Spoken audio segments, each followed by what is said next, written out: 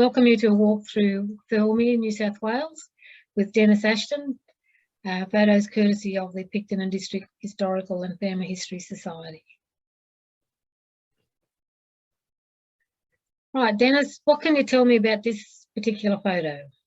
This particular photograph was taken on the 30th of May 1956 by a waterboard photographer for a booklet about the opening of the Thirlmere water supply. There was an official opening on the 16th of June 1956 up in the little park at Thirlmere, and it was opened by the Premier of New South Wales, Mr. Cahill.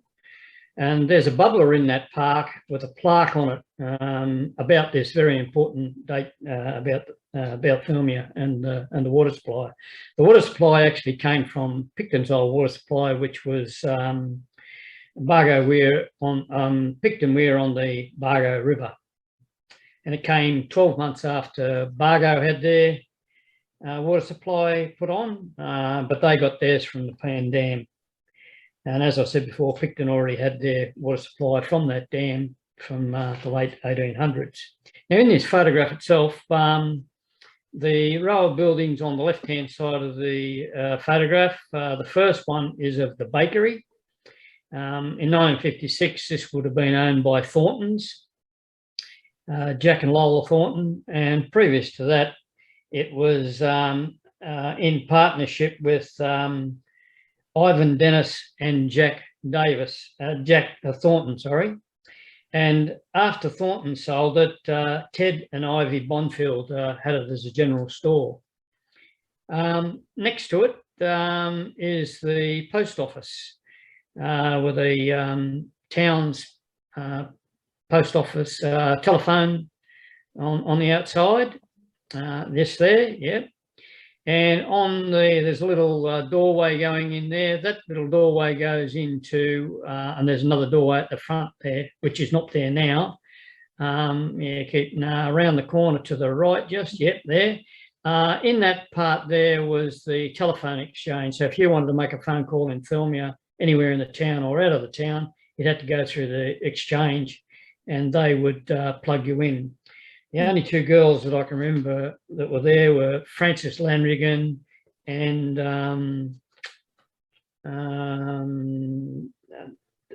Thelma Channel. They were two roundabout, might have been a bit later, round about that time. Now, the next building along, the entire length of that building from right to the corner was Middleton Brothers. The first bit that you can see there is where they had grains and stuff like that. Then the next bit of the two-storey place was the general store, and the bit on the far end of it was the where they had you could buy clothes and millinery and also radio equipment. 1956 is when television first came out, so they had demonstrations of television there in 1956, so most people in the town were invited to go up and have a look at the television, and my mother took my brother and I up there in 1956 in our pyjamas, and we watched Hopalong Cassidy and a few other things. And, oh, very good. I think it was to just promote televisions, to show people what they were like, and people could then order them. Now, on the other side of, also in the front of that shop, you can see a couple of houses. One was kerosene, one was petrol. Out on the footpath. Yep, that's them there. And on the other side of the street, you can just see the hotel and then a line of shops going down, and we'll discuss them a bit later on. Now, the school children in the front there, starting from the left, going to the right. The first young bloke there is Sonny Shears. The next bloke alongside him, I don't know, but the two girls are Elaine Peachy and June Peachy. The girl alongside June is possibly Carol Small. I don't know the other girl. And the boy in front of those is Robert Middleton. The next girl is Mary Landrigan, and then Ross Ladder and Philip Ladder, Max Cook, Jeff Downing, and one of the Ford boys, I'm not too sure of his first name. The little fella there is myself, Dennis Ashton. That's you. And then, and then the other two boys on the right-hand side, I don't know who they are. And the two girls running up the street to try and catch up with them, I don't know who they are either. All right, so we're going to start at the railway station. So this is a modern photo of the railway.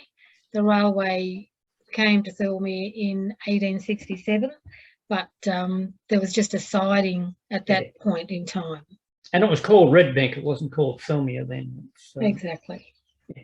So there's a pretty good shot of Thirlmere station, and it's looking down the tracks towards Picton.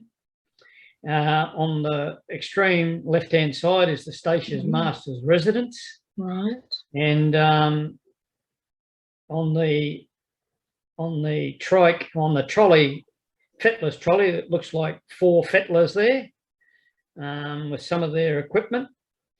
And on that same side, you'll notice there's a platform there. That platform is no longer there, but there's a platform there, and that little shed there looks like a waiting room. And there's also the sign in behind that waiting room that says Thirlmere. Yeah. Which is unusual. And just back from the sign, you'll see an actual light. Now, I'd imagine that'd probably, that's it there. And there's one on the opposite side of the track too. I don't know what they would have been. I would say they would have been kerosene or gas, because I don't think there was electricity on at that stage. So going down on the other side of the track, you see a bit of a picket fence with some gardens, and I think most of the stations prided themselves on the gardens. And don't forget, this is the main southern line, so everybody going to Melbourne or Canberra or further down the track would have to come through this. So station masters would like to beautify their station to beautify the town, or give a good representation to the town. Then you've got the station itself, and then that building that you can see beyond the station is a Fettler's house.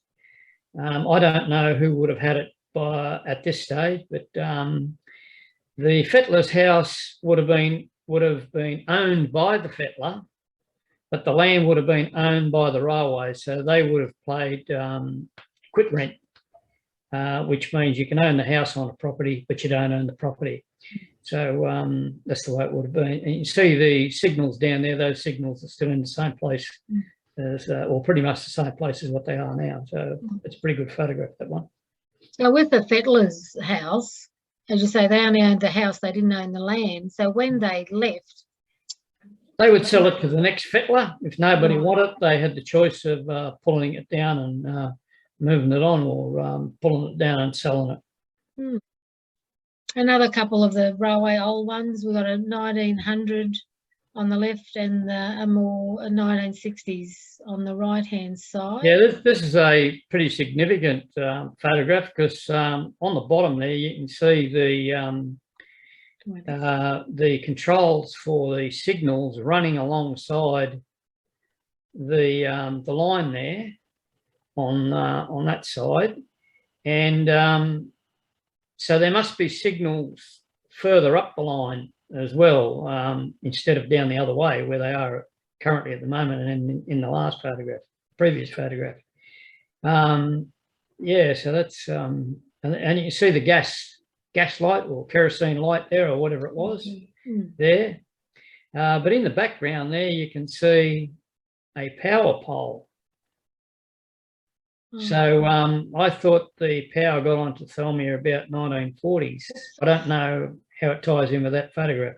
But sometimes the power to the railway stations came on before the power to the town. Yeah, that's correct. Yeah, so that's highly likely. Yeah, but they've still got that gas light there, so that's what made me wonder. So it might have been the transition period. Yeah. And you see by the track that it's well worn too. Another one, that one, have you got a date for that one? Because that looks like it's around about 1950s or 60s. Yeah, that's what it looks like to me. On the station there used to be a set of scales. I don't know whether it's behind one of them poles or not, but the interesting thing in that Thirlmere sign, there's a sign underneath it, and that would have had height above sea level, 653 feet or something like that. That's what it would have had there. Yeah, they had that on most stations, I think, didn't they? On most stations, yeah. I think it was, most of them. So that one's pretty good. Now, this other one on the other side is, again, looks like it's at the station. And you can see on the 3608 is the steam train, and that's a passenger train, most likely heading towards Picton. There's a rolling stock on the right-hand side. It was that would have most likely had grain in it, I would say, and you can see that line has been fairly well used too. And the shed on the right-hand, extreme right-hand side of the photograph, and you notice there's no platform there now, but there's a set of steps that go up to that shed. That shed still exists. Yeah, that's a pretty good picture. Very sad looking. It is pretty sad because the veranda is missing off the building. That's probably when by this time they've obviously stopped. Well, it looks to me like the commencement of the rail museum right up the back on the right-hand side. There's something up there. So it would have been around about the time when the rail museum started, I would imagine. Davis's sawmill was a steam sawmill, and it's was located around about where the train museum big new building is now, somewhere in that facilities there. Thirlmere was a timber town in the early days, as you can see by the amount of timber that's stacked up there. They are probably railway sleepers. They would have been brought in and stored there, and then they would have been loaded onto a train. They used to also have a lot of timber for burning that went away in trains too. They'd just back the cart up to the train on the line, and then they'd throw it straight into the train. But, timber industry was a very big industry in Thirlmere. I understand at one stage there were 3 sawmills operating in Thirlmere, and some operating outside of Thirlmere. There was one down near Thirlmere Lakes, for example. When I was growing up in the 1950s and 60s, there was 2 sawmills operating in Thirlmere, and both of those were in Carlton Road. One was Tom Dowling, which is opposite our place, and the other one was a bit further up the road in Carlton Road, and that was run by the Chalker brothers. Busy times. I noticed there's about 18 bullocks on that wagon. Yes, yeah. Must have been carrying a heavy load. Yeah. Yeah, they used to cart, by bullock wagon, they used to cart timber out of Blue Gum Creek, so down below Thirlmere Lakes, and amongst a lot of other places. So, yeah, it would have been pretty arduous carting, especially if it was wet weather. It would have been pretty hard. Absolutely. All right, so railway sort of down the middle of, you've got Thirlmere over on one side, and you've got the Thirlmere Way on the other, or what is now Thirlmere Way. So we had rail crossings. Yeah, there was three rail crossings. Yeah, that's correct. There's 3 rail crossings in Thirlmere, and you've got them marked there absolutely correctly. The first one is the Oaks Road, where that one is pointed there. The second one, where it's that's not Red Bank, that's Red Bank Township if you go to the other end of that photograph. But that arrow there would be, I think, what is now Gordon Street, and that was Mann's Crossing. And 1950s, there was actually gates there and a pedestrian turnstile that you could go through all the time. So stock couldn't get through. There were stock rates there and gates, so you could actually drive across there. Straight opposite that, you've got what's called a government road, and you've got Government Road, which is now Thirlmere Way. But the other government road that's going straight opposite that arrow from Redbank, that is what we used to call Old Picton Road, now called Bridge Street. And the bottom one down the end, that's East Gates. And in the early day, exactly the same. They had gates there and a pedestrian turnstile. All right, so this is our railway gates, the main railway gates. Yeah, this is the railway. This is the railway crossing, and you can see on the right-hand side, on the railway side, there's yeah, that's an entrance in there. So that's a little bit different to the other ones that on the other crossings. They were a round one. You just push them in and they turn around. It was the pedestrian crossing. That one there had a gate, and you just walk through a zigzag to get there. That's the Fettler's house on the opposite side. When I grew up, the family that lived there and the Fettler was Mr. Dowell.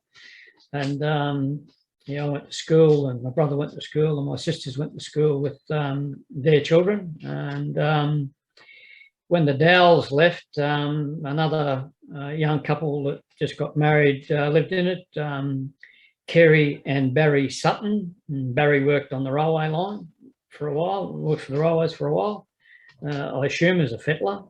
And his wife was Kerry Chitty, and Kerry's father was a Fettler on the railway line. And Kerry's family come from Station Street, and they lived opposite the cemetery on Station Street. Right. And as you can see, yeah, it's pretty well used track.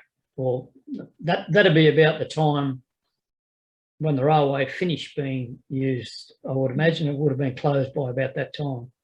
Yeah. And here we have the East Gates. That's East Gates, yeah, and that's one much later because it's got stop railway crossing. The gates have long since gone, and looks like it's tarred road there. So looks like it's dirt the other side though, doesn't it? Yeah, that was dirt for a long time. Yeah. Okay. All right, then back to the railway, the station master's residence, which that's right. That's the station master's residence. My grandmother's brother married the well, he was ex station master at the time in 1936. Married the station master's daughter. My grandmother's brother's name was John James Follen, and her name was Eileen Cusack, and they got married in 1936. They had both gone to school at Thirlmere together. Right. And John James Follen finished up the Director of Naval Design for the Department of Defence, and he won a national award, an MBE, in 1968 for his services to the Navy and shipping, and he'd done that his entire life. Wow, that's pretty impressive. Quite impressive for a Thirlmere school kid, I thought. Absolutely. Yeah, and the railway stop was used as a restaurant for a while, but now that the Railway Museum has taken it back over, I don't know what it's used for now. Yeah, lovely old house. It is beautiful, isn't it? Quite substantial. I mean, really, considering that the railway station itself is weatherboard, but it's, you know, it's obviously brick, isn't it? Yeah, it's all made out of brick. Yeah, it's pretty substantial. There was another fairly famous postmaster there. His name was Cuneo. Cuneo was a bit of a geologist and wrote a lot of items about the Aboriginals of Burragarang Valley and things like that. He very well recorded bloke, but that's what his position was, station master at Thirlmere. Cuneo was his name.